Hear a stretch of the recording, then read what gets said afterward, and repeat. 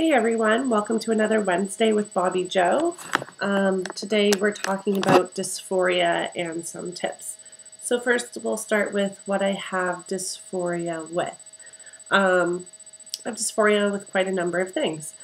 The one thing I don't have dysphoria with is my lower external genital organs.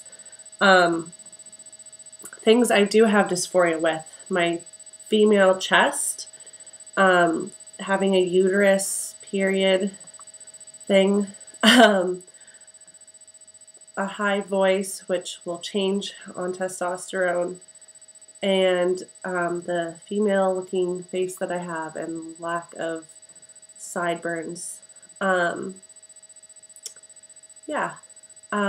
things that I have dysphoria with, similar to Dre, is social dysphoria. So how people read me compared to who I think I am. So people read me as fitting into a binary, and I don't fit into a binary at all.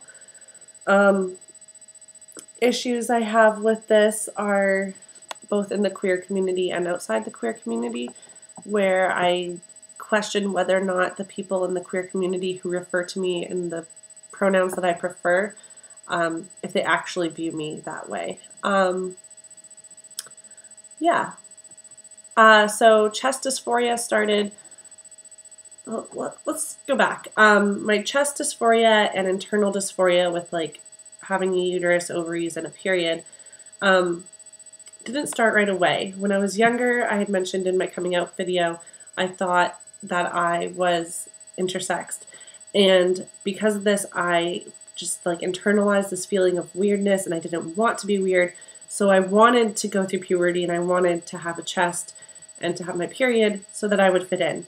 Once the novelty of that wore off, my complete uncomfortableness started to settle in.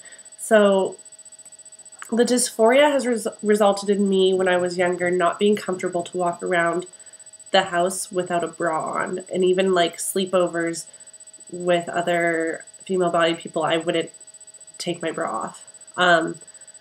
I was just like really uncomfortable with having those things move on me. When it comes to my period, I forget about it. I forget it happens. I forget I'm on it unless it's really painful. And I forget to change tampons. I forget to put a tampon in. I just forget about it. Even when I like go to the bathroom, check that I have it, go get changed for the day, forgot that I had it, go about my day, and then I'm like, oh shit, didn't put anything in for that. Oops. But hopefully that will be stopping soon on testosterone.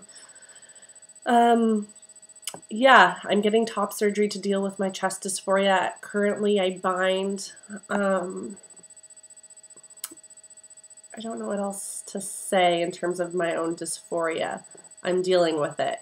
I guess for tips, I would say don't let yourself get too bogged down by it. Like, you can accept that you have dysphoria, and then also accept that this is the body that you have at the moment, and you still have to go through life with it.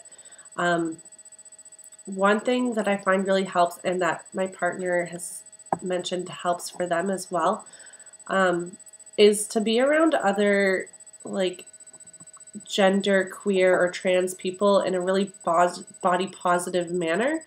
And by that I mean like to like go to a nude beach or go to a private lake with other people who are genderqueer and body positive, and just be like, yeah, we all have issues with our body, and like some of the things on our body really don't feel right, but you know what, right now that's what's on our body, and we're just gonna get naked and go swimming. I don't know, skinny dipping in the middle of the night. I do that every now and then with some genderqueer people, and it's just like, it's what it is. Like, there's things on our bodies that we don't identify with, and you know what? At the moment, there isn't anything you can do about it. Or you are taking steps to do things about it, but it's still a waiting game. So don't let it stop you from doing things, I guess I'm saying. You can accept that it's not what's supposed to be on your body, and also just be like, well, so what? Of course, if you don't feel comfortable to do this, don't do it. Like, it's all what you're comfortable with. But for me, At least it's like I find it very therapeutic. And I find that there's a big difference between when I go to, because there's a nude beach in Vancouver, there's a big difference between when I go to the nude beach with people who are genderqueer and trans as opposed to when I go to the beach with people who are not. I feel way better about myself when I go to the beach and way more comfortable when I go to the beach with people who are genderqueer. Yeah, like, I don't identify with my chest, and I'm still going to be topless. Like, it's not going to stop me. Like, yeah, I would prefer to not have a female chest, which is why I'm going to have top surgery. But I'm not going to wear a binder to the beach either. So you do what you can do in the time being. Other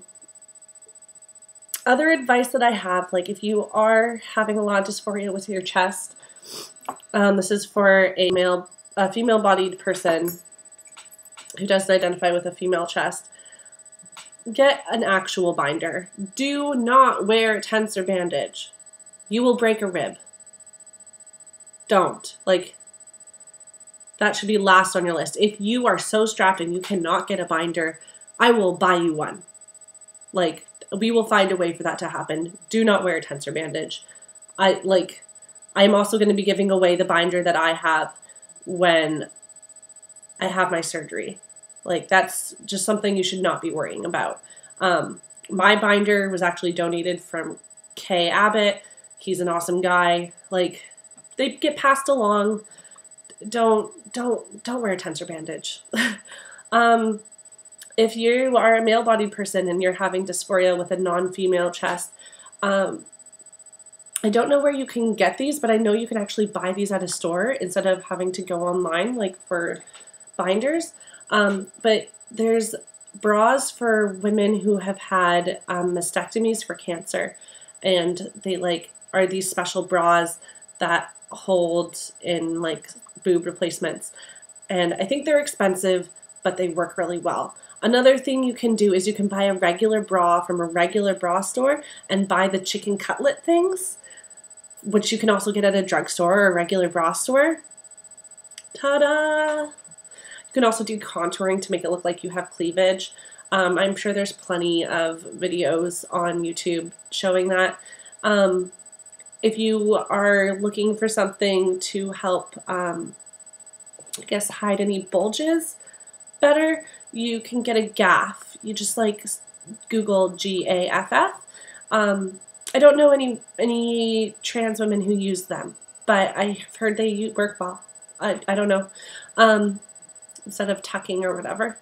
I've also heard that Spanx type things or compression type things work well with that, and that would also work for hip dysphoria. Yeah, I guess that's my advice on dysphoria. I'll talk to you guys next week. Bye.